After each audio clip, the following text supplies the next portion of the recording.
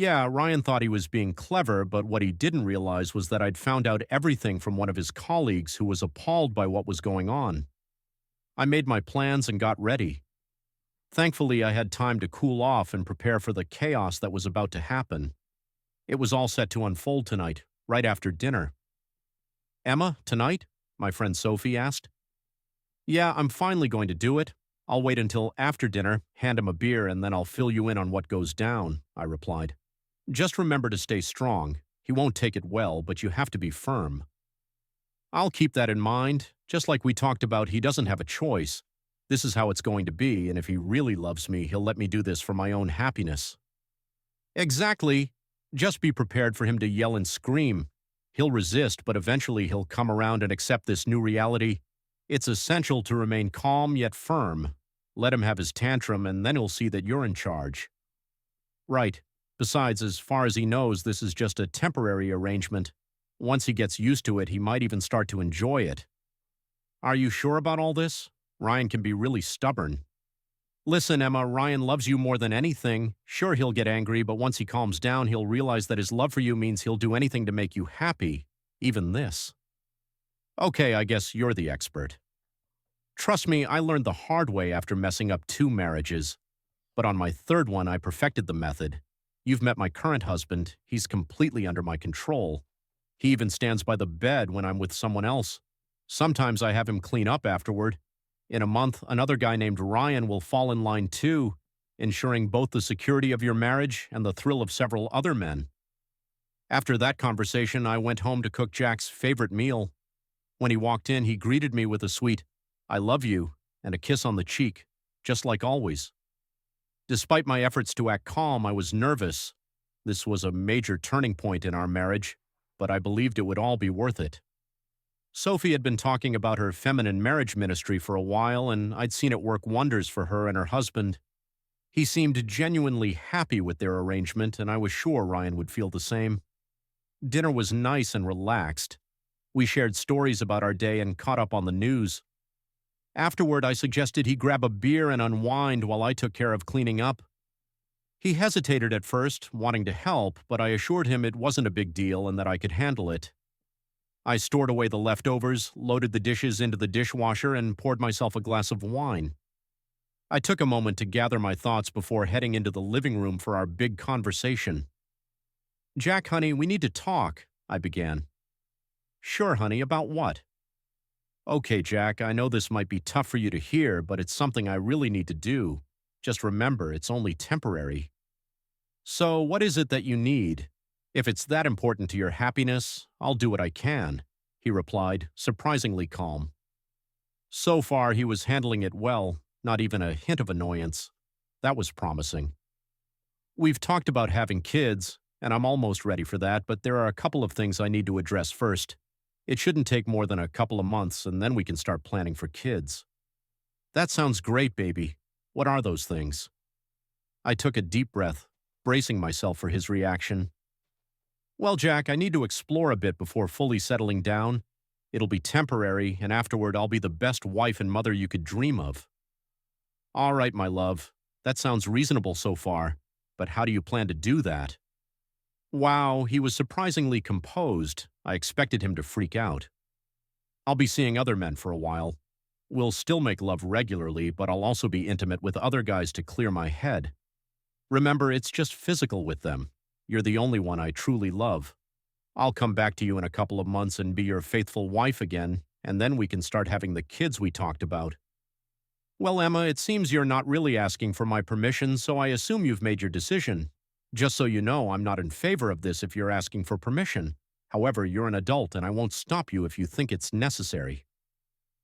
Things were going better than I'd anticipated. He didn't raise his voice, speaking in a calm tone. Maybe Sophie was right. Ryan would accept this new role I was preparing him for. So, how is this going to work? Are you moving out or do you expect me to? Are you bringing them here or going to their place or what? Oh, well, we'll both keep living here. We're married, and as I said, we'll keep making love. The other guys will just be physical partners for me. I may go to them or I might bring them here. In that case, you'd have to sleep in the spare bedroom. I don't see why we need a hotel room when we can stay here. Again, I'm not in favor of this, but I won't risk any STDs during this time. Once you're done, we'll wait until you're tested and cleared. Have fun, but don't worry about me.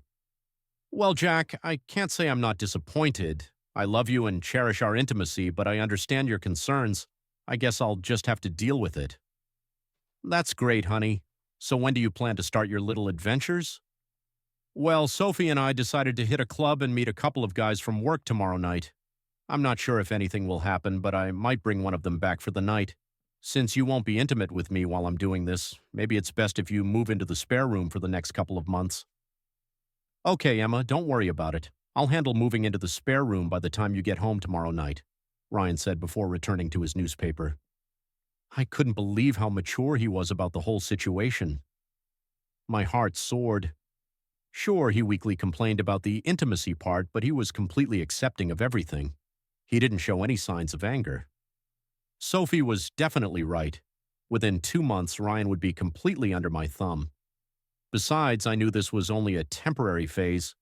In a week or two, he'd be back in my bed, and I'd just use that last moment of intimacy to ensure he fully embraced his new submissive role. Few days later, "Hi, Sophie, it's Emma. Hey, girl, how'd things go last night?" Oh my God, you won't believe it. Ryan handled everything with this surprising level of maturity. I expected him to explode, honestly, but he didn't even raise his voice, just stayed calm like he'd made peace with it. Wow, that's fantastic. I told you he'd play along.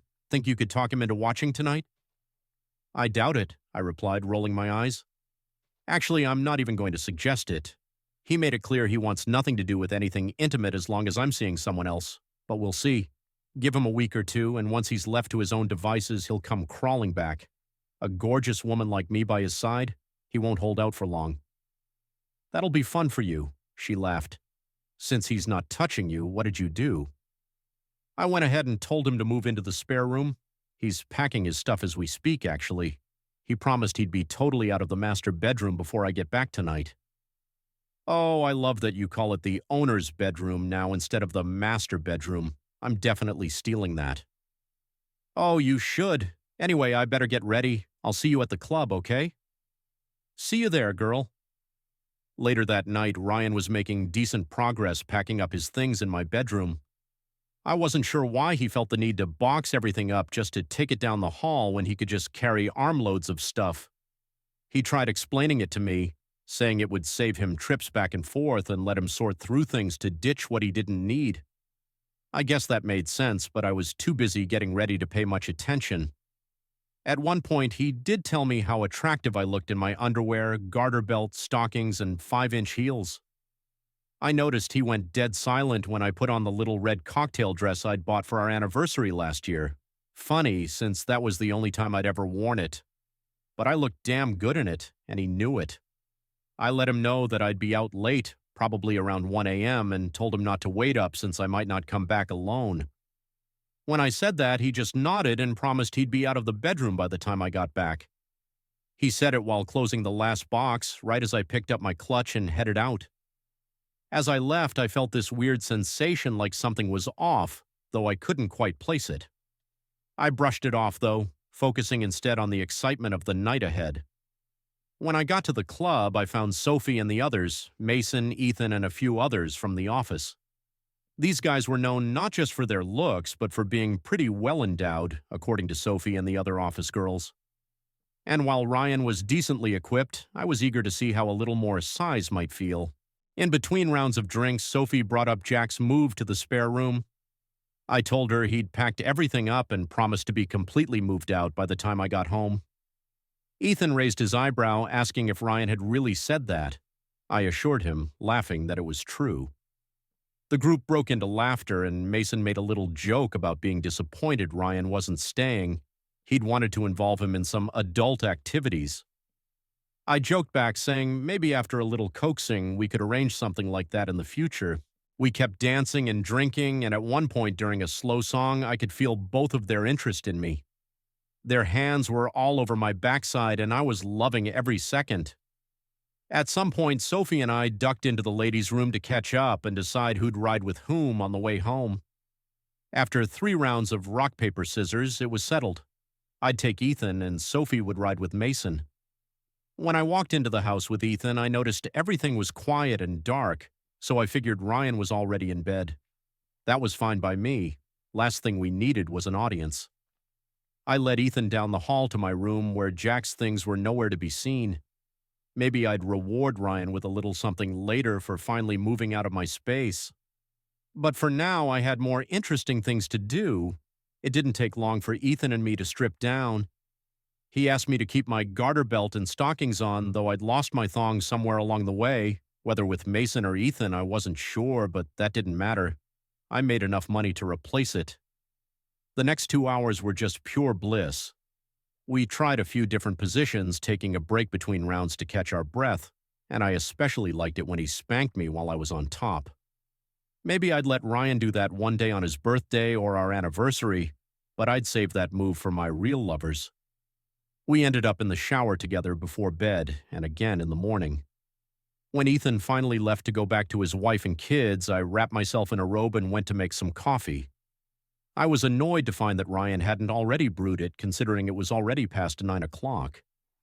Usually he'd have been up for at least an hour. I made a mental note to bring it up with him later. After all, a little coffee and breakfast after I'd been out all night wasn't asking too much.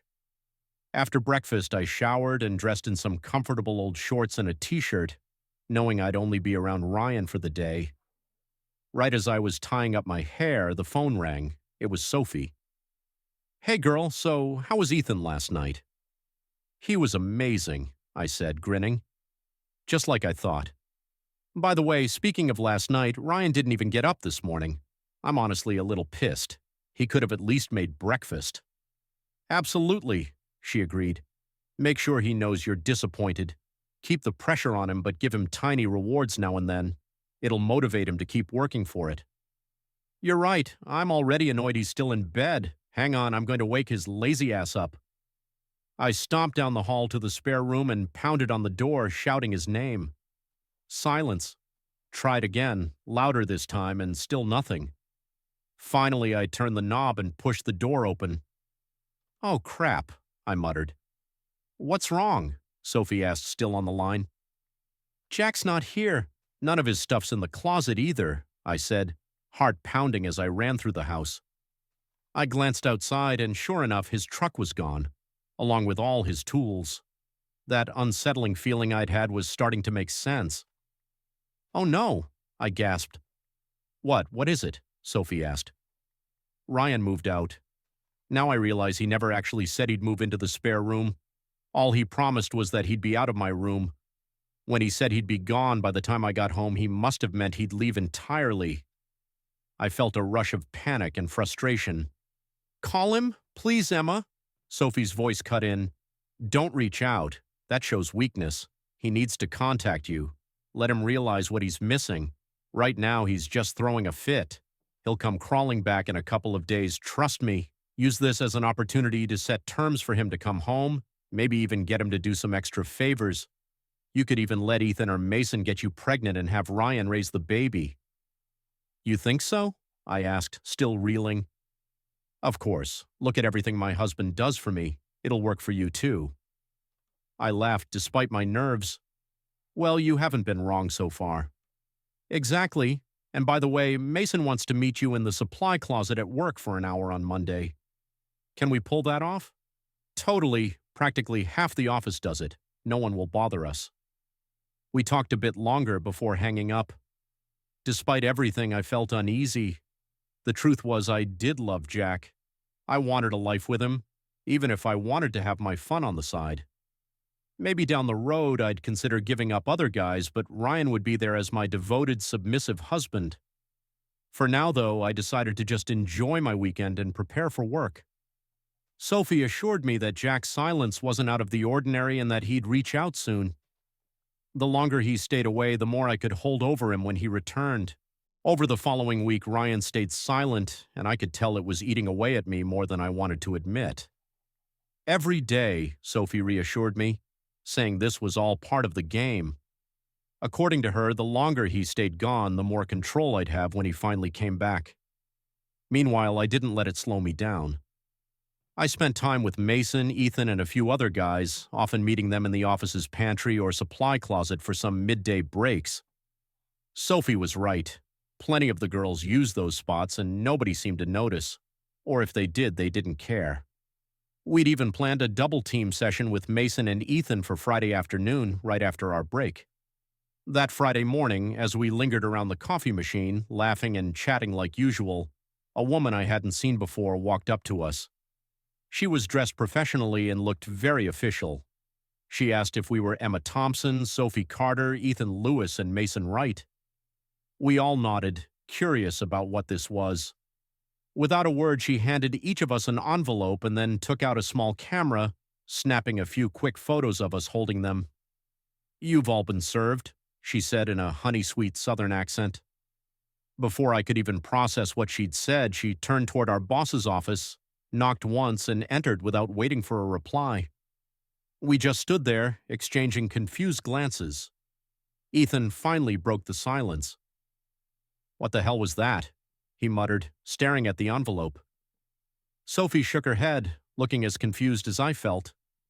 I called after the woman, asking what this was about, but she only smiled over her shoulder. "I'm just paid to serve, honey. No idea what's in those envelopes. Y'all have a good day now," she chimed, then strolled out of the office like she hadn't just turned our day upside down. Everyone stared at their envelopes, hesitant to open them. Finally, Mason took the lead, sliding a finger under the seal and pulling out the papers inside. His face dropped immediately. "Divorce papers?" he mumbled, sounding dazed. Ethan's eyes widened as he ripped his open. He looked at the documents, then turned to me, his face pale. "Jack, Ryan filed for divorce?" he asked, almost whispering. The realization hit me like a punch. I tore open my envelope and saw his name at the top of the document. Ryan Thompson versus Emma Thompson. The words stared back at me like they'd been waiting all week to deliver this blow. Sophie stepped closer, peering over my shoulder. "Oh, wow, so he's actually going through with it." Her tone was a mix of shock and amusement. For the first time, I felt the weight of my actions settle on me. Sure, I'd pushed Ryan around, told him what I expected, and set up these arrangements with other men, but I'd never imagined he'd have the nerve to leave me over it. This wasn't how it was supposed to go. I turned to Sophie, half expecting her to laugh it off or make some remark about how Ryan would come crawling back. But she looked at me seriously, folding her arms. "Well, Emma, you wanted to break him. I guess you finally did." We opened our envelopes only to find divorce papers inside, citing spousal infidelity as the reason. I was paralyzed with disbelief. Not long after, Ethan and Mason's phones started ringing. Their wives had received proof of their betrayals. They were being told to pack their belongings and prepare to share custody of their lives. Our boss's voice thundered from his office, brimming with frustration. He appeared at the doorway, loud enough for the entire office to hear, calling for Adams, Morgan, Johnson, and Jones to come in immediately. A heavy sense of foreboding washed over me as we shuffled past him with our heads down, entering his office, the door slamming shut behind us. Inside, he expressed his outrage, emphasizing that things had gone far beyond mere trouble. He demanded an explanation while waving a manila envelope, but we remained silent. He then informed us that the company was facing a lawsuit for failing to adhere to the moral code laid out in our employee handbook. He asked if any of us could comprehend the reasoning behind such legal action, but again, we were mute. Taking it upon himself to clarify, he stated that the lawsuit centered on allegations against Mrs. Adams, Mr. Jones, and Mr. Johnson for inappropriate conduct, while Mrs. Morgan was accused of turning the storage room into a makeshift brothel. He challenged us to deny these claims and inquired whether any of these incidents had occurred during work hours or on company premises. We could only stare at him in silence. His frustration boiled over as he criticized our actions, making it clear that a court order prevented him from firing us until the case was resolved. He instructed us to leave his office while he figured out how to handle the fallout. As we exited, heads bowed, I felt the weight of the incident pressing down on me. My job became significantly more challenging, but I was thankful to still have employment. I decided to assess the divorce papers, The severity hit me hard. They contained images, videos, audio recordings, and even notarized letters. An hour later, an email from our boss circulated company-wide, addressing all employees. Management had learned that several employees had repeatedly engaged in activities contrary to our moral code during work hours and on company property. Given the likelihood that the issue was more widespread than documented, drastic measures were announced. Due to the uncertainty surrounding which employees were involved, everyone was required to familiarize themselves with the moral code in the employee handbook. An online class would be developed over the weekend, and every employee had to complete it by the following Friday.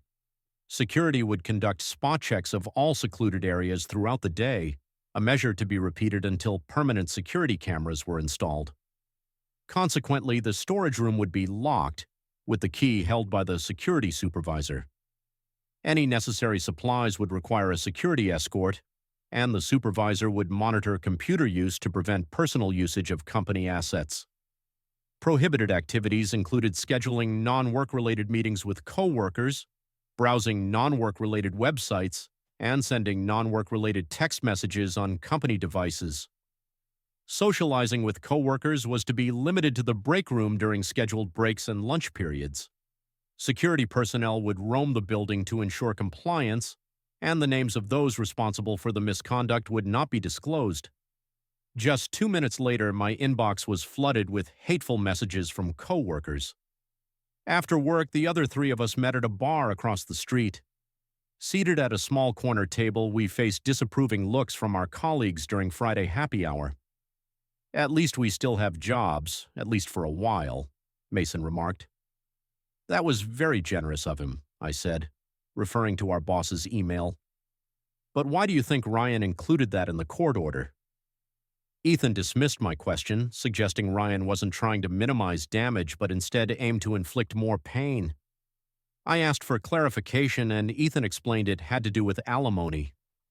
He mentioned that while infidelity was the reason for the divorce, having a stable job and income could prevent a judge from awarding alimony. He cautioned that not finding another job if laid off could sway a sympathetic judge to provide financial assistance. The advice was clear: stay at our jobs until the divorce was finalized. Mason raised a hypothetical situation, suggesting that if all four of us were laid off, there would be no alimony or jobs. Ethan responded that if that happened, he would resign on Monday. Mason made a joking remark about being a natural blonde, implying that resigning voluntarily could have legal ramifications. He explained that quitting after filing for divorce might be viewed as an attempt to gain support from an ex-spouse, potentially leading to negative judgments from a judge. The consensus was to hold on to our jobs and save as much money as possible. Ethan expressed concern for both himself and me, highlighting that our wives could receive alimony and child support due to having children. He pondered the challenges we would face if we were laid off, considering that alimony and child support were determined by income at the time of divorce. The outlook sounded grim. Realizing the potential consequences of our actions, I felt the need to reach out to Ryan and try to resolve our issues.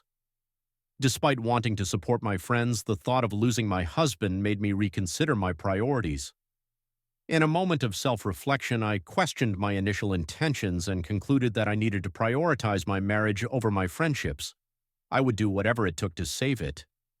I quickly grabbed my phone, only to find a message stating that the number I dialed was blocked. Frustrated, I asked Sophie for her phone, explaining that Ryan had blocked my number and I needed to discuss the pressing issues with him. After trying to call him from her phone and receiving the same message, it became clear that he had also blocked her number. When someone suggested using Mason's phone, I hesitated, worried about the potential fallout of calling my husband from one of my friend's devices. Realizing that talking on the phone might not work, I decided to seek him out in person.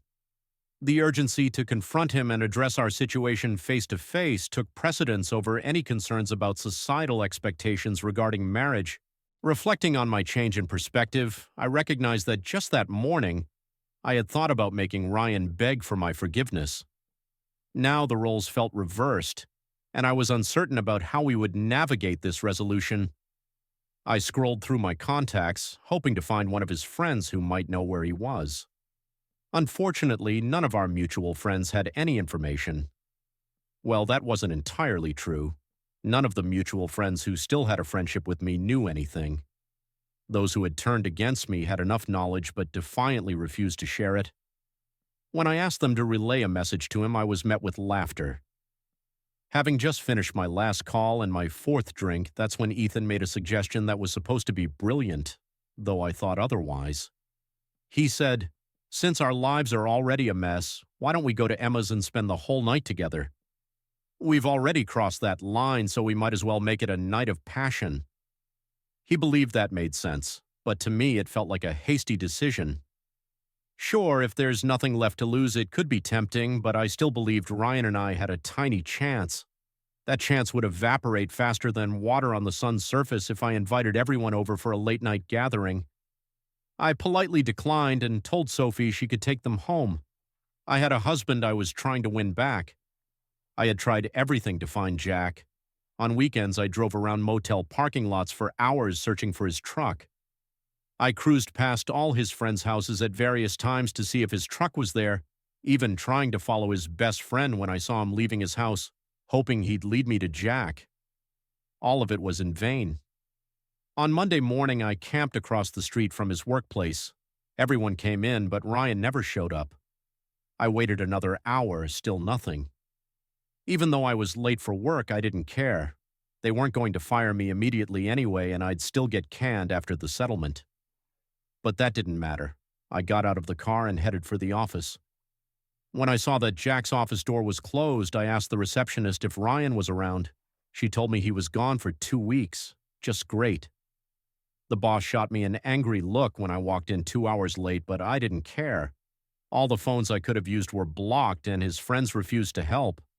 I couldn't even send him a message at work, and I had no clue where he was. Showing up at his doorstep wasn't an option since I didn't know where he lived, and sending mail was pointless because I had no address. What were my options? Email. He always checked his email. I just had to hope he hadn't blocked me there. I couldn't come up with excuses. I wasn't going to waste time trying to defend myself. I'd contracted fool's disease. I was foolish to think there was a chance he'd accept my apology, and I should have known better. I was deeply embarrassed and regretted my actions. I understood he might not accept my apologies, but I wanted him to know that I still loved him completely. He had done nothing wrong. It was me who had been selfish and reckless. Jack, my love, even though I didn't deserve it, I begged for your forgiveness. I needed to come back, and I was willing to give you anything. I realized how foolish I had been trying to create a family, but I'd be thrilled just to be part of your life again. Yes, Jack, I was offering you my soul while you just had to give me orders. I would literally do anything to be back with you. I knew the definition of anything. Please, Jack, I was offering you everything, even though I had no interest in women. I'd serve you and your friends at a Super Bowl party in nothing but a garter belt, stockings, and high heels if it would bring me back to you. If you wanted me in a certain way, just tell me to bend over the nearest chair regardless of who was watching. Spank me with a leather belt. Tell me when and where, and I would bring the belt. I knew there was no reason for you to trust me, but I'd put on a chastity belt and hand you the keys as a condition for my return. I'd even had blood drawn for an STD test with results coming in a couple of days. Just tell me where to send them and I would get them to you. Jack, no matter what happens, you are the best person I've ever known. I know you would never intentionally hurt me, even if I probably deserve it. I accept that. I'm not asking you to forget or trust me again. I just want the opportunity to be yours in any way you desire. I wanted nothing more than to come back to you forever, even if that meant agreeing to a divorce or watching you with other women. I hoped it wouldn't come to that, but I understood it wasn't my decision to make. I was at fault, and I recognized that you might want to even the score. What about Sophie, Mason, and Ethan? I had to admit that Sophie manipulated me into this situation, and Ethan and Mason took advantage of that. As you know, I'll be fired once the lawsuit is settled. It's all our fault, so do what you will do with that information. I'll help you if you want, but just know that I'm your willing slave from now on, your devoted slave, Emma. Fortunately, Ryan hasn't blocked my email just yet, and even more surprising is the fact that he actually read it. But let's be honest, I can't expect him to take my word for anything after I broke the biggest vow I ever made, the one about leaving everyone else behind. Since I shattered that promise, what could possibly convince him that I wouldn't break any others? All I can do now is show him with my actions, one step at a time. It's been 2 years since I sent that letter. Ethan and Mason have been dealing with their own struggles during their divorces, and all four of us found ourselves terminated the day after the lawsuit against the company was settled. Eventually, both Ethan and Mason landed lower-paying jobs and moved into a cramped apartment in a tough neighborhood. Their social lives took a hit, and their ex-wives turned the kids against them. I've come to realize that both women are now in better relationships. Now it's my turn. Right now, I'm kneeling undressed beside the bed, wearing a chastity belt while Ryan finishes up. This is my penance. I explained all of this in my letter. Yes, Ryan wants to test me to see if I'll truly honor those words because if I want him back, I don't have many choices. Those 6 months were grueling, but eventually he loosened up a bit. He still makes me do this sometimes, like now, but things have improved. He only brings other women home once every couple of months. After I got fired, I stopped working and Ryan got a promotion. We've been managing just fine without my income. I spend my days at home caring for our 2-year-old twins. Most of the time, I'm undressed. Recently, Ryan mentioned that I need to start wearing clothes at home since the kids are getting old enough that it feels odd otherwise. Currently, I only put on clothes when I leave the house or when we have guests. I still answer the door undressed when deliveries come. I underwent laser hair removal, so I have a permanent landing strip over my genitals, making it impossible to conceal my Ryan tattoo on the right side and another tattoo on the left. Every week, Ryan takes a leather strap to my backside and updates the 5 red stripes there. Right after the 5th stroke, he removes my plug and engages me back.